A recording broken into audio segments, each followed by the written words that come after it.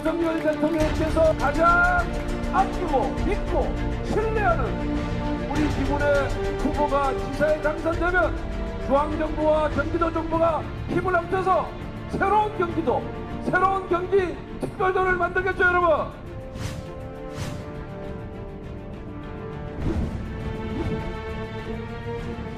공항이 멀어지는데도 제주도 관광에 대한 수요가 그대로 유지된다는 것은 수요와 공급의 기본 논리도 모르는 그런 무식한 발상입니다.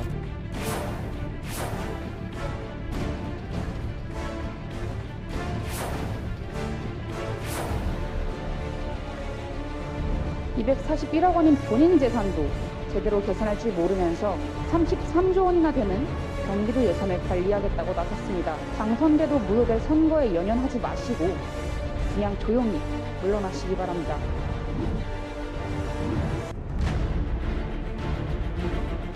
윤석열 정권은 대한민국을 땅떨어지로 몰고 갈 것입니다.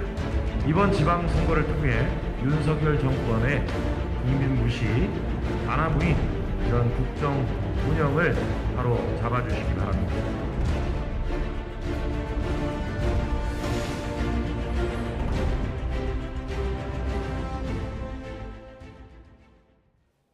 네, 선택만 남았습니다. 6일 지방선거를 하루 앞두고 있는 여야는 이렇게 수도권과 충청 등 주요 격전지들을 돌면서 막판 총력 유세전을 펼쳤습니다. 또 막판 돌발 변수로 작용하고 있는 김포공항 이전 공약을 둘러싼 공방도 계속해서 이어진 하루였습니다.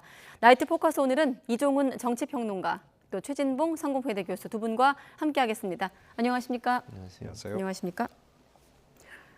네, 마지막 날 그야말로 있는 힘, 없는 힘 다 끌어모아서 화력을 집중한 그런 하루였는데 격전지를 좀 돈 것으로도 해석할 수 있을 것 같고 또 취약 지역으로도 볼 수 있을 것 같은데 어떤 지역을 좀 눈여겨 보셨습니까? 이제 뭐 전반적으로 보니까 이제 아무래도 뭐 지도부로서는 뭐 약간 좀 각축이 좀 심한 지역.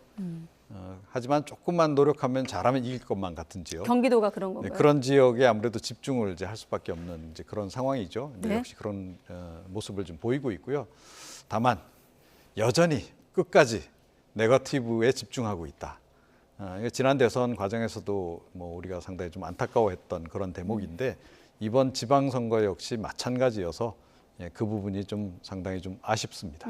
네거티브 난타전은 또 잠시 뒤에 여쭤보기로 하고 교수님은 어떤 지역이 좀 눈에 들어오셨어요? 일단 그러니까 지금 국민의힘 같은 경우 경기 지역에 많이 집중을 하고 있어요. 네. 경기 지역 같은 경우에 지금 박빙이라고 볼 수 있을 것 같고 김은혜 후보가 윤석열 지금 대통령의 참 폭적인 지지를 받고 출마를 했는데 거기서 낙마를 하게 되면 상당히 큰 타격을 입을 수도 있다는 그런 위감이 있는 것 같고요. 서울은 아무래도 조금 여유 있게 선거운동을 하는 것 같은데 경기 같은 경우에는 상당히 좀 혼전 양상이어서 그 부분에 좀 더 집중적으로 하는 것 같고 민주당 같은 경우는 서울하고 지금 대전, 세종을 집중적으로 유세를 했는데 세종 같은 경우에는 원래는 이제 민주당이 좀 유리한 지역이었거든요. 근데 여기도 지금 상당히 좀 격전이 이루어지고 있는 지역이라 사실 좀 예전에 우세했던 부분들을 사수하려는 그런 의도가 있다. 왜냐하면 지금 보면 뭐 국민의힘 9곳 정도를 우세한 걸로 보고 있고 여론조사 결과로 보면 민주당 같은 경우에는 사실 4곳, 5곳 정도 얘기를 하고 있지 않습니까? 근데 네. 대전이나 세종 같은 경우에 만약 거기서 승리를 하게 되면 거의 비슷한 숫자로 올라올 수가 있거든요. 그런 부분들이 민주당 입장에서는 좀 간절하게 그 두 지역을 좀 더 집중 공략해야 되는 이유가 아니었나 이렇게 생각을 합니다. 네, 지방선거 그리고 재보궐선거 D-1 선거 전날이기 때문에 오늘은 좀 마지막 유세 분위기 그리고 막판 돌발 변수로 좀 작용하고 있는 논란들을 좀 간단히 짚겠습니다. 자, 국정 안정 대 독주 견제, 또 정권 교체 완성 대 정권 견제론을 내걸고 막판 표심 잡기 나선 여야 직접 발언들 모아봤습니다. 끝날 때까지 끝난 것은 아무것도 없습니다. 대선이 정권교체의 전반전이라면 지방선거는 정권교체의 후반전입니다. 반드시 승리하여 정권교체를 완성합시다. 중앙에서 시작된 변화가 17개 시도로 전파될 수 있도록 우리 국민의힘에 힘을 모아주십시오.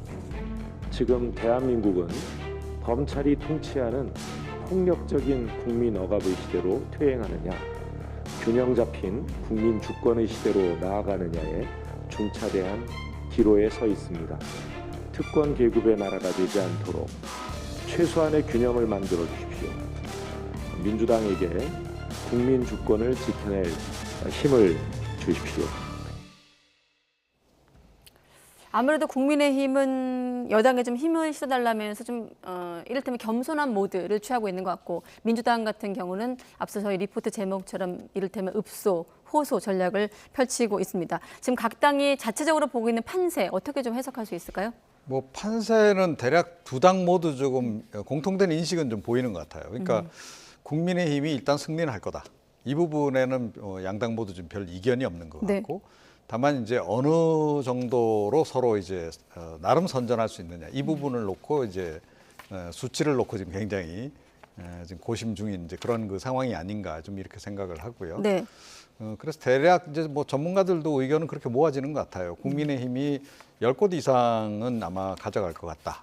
이제 그런 거고, 민주당이 그럼 이제 어느 선까지 이제 그 회복을 할 수 있느냐, 이 판세를 이제 하는 부분인데, 지금 뭐 최대 한 7자리 정도, 그런 정도면 나름 선전으로 볼 수 있는 거 아니겠느냐, 이제 이런 생각을 좀 하는 것 같고. 네. 그런데 조금 전에 이제 말씀하셨다시피 이번에 의외로 접전 지역이 좀 늘어난 거죠. 사실은 다 민주당이 과거에 이제 압도적인 승리를 거뒀던 지역인데, 민주당의 그 정당 지지율이 최근에 하락세를 보이면서 좀 위험에 빠진 지역들인 거죠. 예를 들면? 뭐 좀 경기 포함해서 지금 조금 전에 말씀하신 대전, 뭐 충남, 뭐 이런 쪽도 좀 마찬가지고요. 세종도 네. 뭐 거기 그 권역에 좀 포함이 되는 거고. 그리고 또 제주까지 포함시키나요? 어떻게 보세요? 제주도 네. 이번에 그 사실은 이재명 후보의 그 김포 공항 이전 공약 때문에 네. 상당히 요동치고 있는 것으로 지금 전해지고는 있습니다. 그런데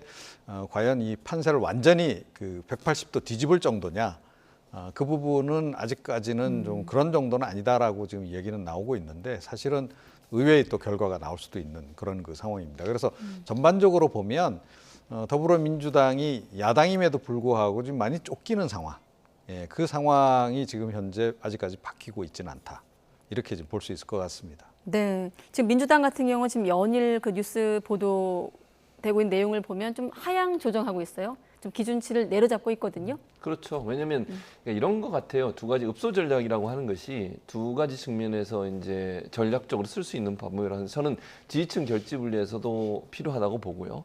또 하나는 이제 이런 그 절박감들이 좀 있어야 돼요. 그러니까 선거는 절박하게 하지 않으면 사실은 이길 수가 없거든요. 물론 이제 전반적으로 구도나 아니면 대통령이 취임하고 20일 만에 치러지는 선거이기 때문에 민주당에게 불리한 건 분명해요. 그건 네. 뭐 어떻게 할 수 없는 상황이죠, 사실은. 그럼에도 불구하고 지지층이 결집을 하게 되면 가능성을 엿볼 수 있는 부분이 있다고 봅니다. 그래서 더 절박하게 가야 된다고 하는 의미라고 저는 봅니다. 민주당 입장에서는 지금 이렇게 우리가 어려운 상황이다. 지지층이 결집해야 되고 끝까지 정말 최선을 다해서 해야 된다라고 하는 절박감이 표현돼야 된다고 봐요. 그러니까 국민의힘은 아무래도 좀 여유 있는 상황에서 지금 선거를 치르고 있는 상황이라고 볼 수 있거든요. 그러다 보니까 느슨해지면 사실은 투표장이 많이 안 나올 수도 있거든요, 지지층들이. 네. 그런 부분들을 파고든다고 저는 봅니다. 근데 민주당의 전략은 결국 더 절박하게 읍소 전략을 통해서 지지층을 결집해서 더 많은 지지층이 선거할 수 있도록 하는, 투표에 나올 수 있도록 하는 그런 독려를 하겠다는 그런 전략으로 접근하는 것 같습니다. 알겠습니다.